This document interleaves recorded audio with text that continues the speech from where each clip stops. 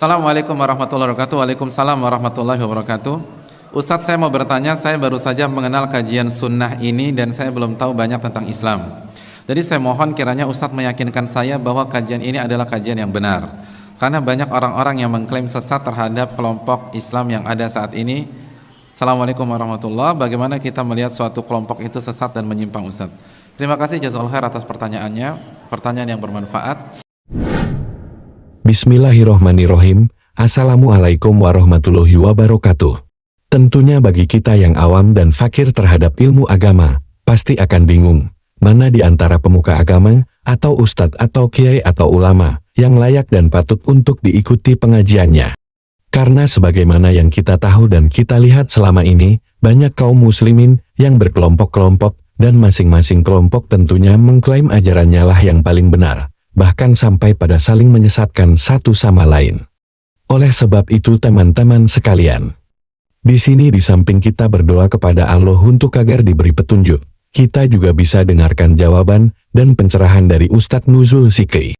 Beliau secara sekilas memberikan kaidah dan mengajarkan cara berpikir yang baik dan logis untuk kita, agar kita bisa menilai dan menentukan mana sekiranya yang layak dan patut untuk diikuti. Nah teman-teman sekalian, mari kita simak jawaban dan penjelasan dari Ustadz Nuzul Sikri. Kalau diminta untuk meyakinkan, mungkin Ustadz kita, Ustadz Elfi Hafidhahullah mungkin lebih baik daripada saya.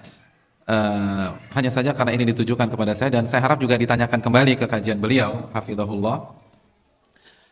Yang pertama, kita tidak, yang kita yakini, apa yang kita pelajari ini benar. Tapi kita tidak mengklaim kita benar semuanya. Jadi yang saya ingatkan, yang kita bicarakan adalah pengajiannya, atau metodenya, manhajnya, cara beragamanya, bukan pribadinya.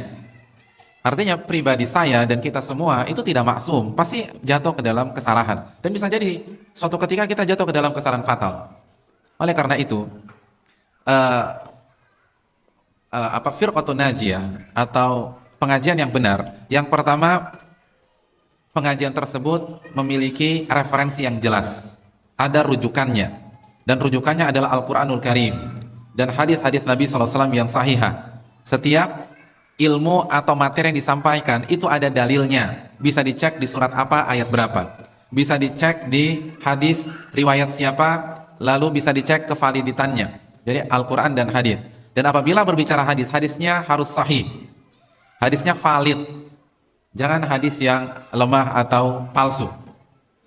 Jadi, dan antum boleh cek loh, antum boleh tanya ke ustadznya, Pak Ustadz, tadi Ustadz bilang demikian, dalilnya apa ya?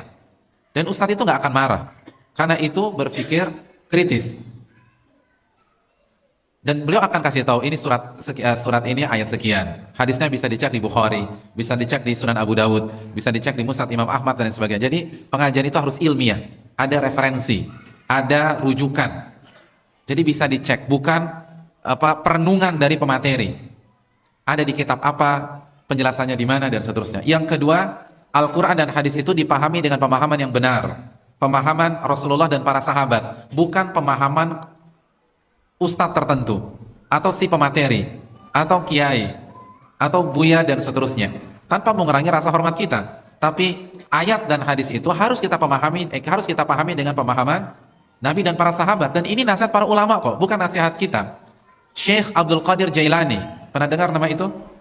Namanya harum tidak di Sumatera Barat? Harum. Beliau pernah berkata, memberikan nasihat dalam kitabnya Fathur Rabbani. Kitab Fathur Rabbani adalah kitab yang berisi nasihat-nasihat Syekh Abdul Qadir Jailani kepada murid-muridnya. Salah satu nasihat emas beliau mengatakan, alaikum bimadhabis salafis saleh, wajib atas kalian mengikuti salafus saleh. Itu Syekh Abdul Qadir Jailani.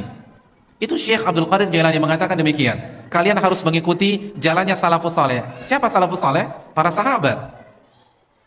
Jadi marilah ikut pemahaman mereka. Karena kalaupun ayatnya benar, hadisnya sahih, tapi kalau dipahami dengan pemahaman yang keliru, itu bisa menyimpang. Saya ingin bertanya, kita sekarang ada berapa di masjid ini? Kira-kira ada berapa? Kira-kira aja deh, nggak perlu dihitung satu-satu, nggak perlu angkat tangan atau berdiri. Ada berapa? 200? Bisa kurang? Oh, nawar. 200 lah, 200 orang. Kalau saya bertanya kalau ada yang bertanya kepada kita semua, tolong jelaskan tafsir surat An-Nas menurut pemahaman Anda. Kita semua ada 200 orang. Kira-kira yang lahir ada berapa tafsir? Kira-kira sama semua tidak? Tidak. Akan lahir 200 tafsir. Padahal ayatnya sama? Sama, ayatnya nggak berubah. Qul a'udzu birabbin nas. Tapi yang satu ke kanan, yang satu ke kiri, satu ke atas, satu ke bawah. Karena apa? Ditafsirkan dengan pemahaman masing-masing. Itulah kenapa Syekh Abdul Qadir Jailani mengatakan, "Alaikum bimadhhabis salafis saleh." Wajib atas kalian mengikuti jalannya para sahabat, tafsirnya para sahabat. Karena sahabat adalah murid-murid langsung dari Nabi SAW. Ini yang perlu kita camkan bersama-sama. Itu yang kedua, jadi pemahamannya bisa dipertanggungjawabkan dan bisa dicek buku-buku referensinya. Jadi bisa ditanya, Ustadz tadi itu pemahaman siapa, bisa dicek di mana, nggak ada masalah. Itu yang kedua. Yang ketiga, pengajian yang benar tidak mengajarkan fanatik kepada pribadi tertentu, kelompok tertentu, karena kita mengarahkan umat kepada Allah dan Rasulnya, bukan kepada diri kita. Contoh misalnya, jika saya mengajar antum selama 2 tahun, setelah 2 tahun antum fanatik berat dengan saya, maka saya gagal jadi ustadz. Gagal, bukan berhasil, gagal.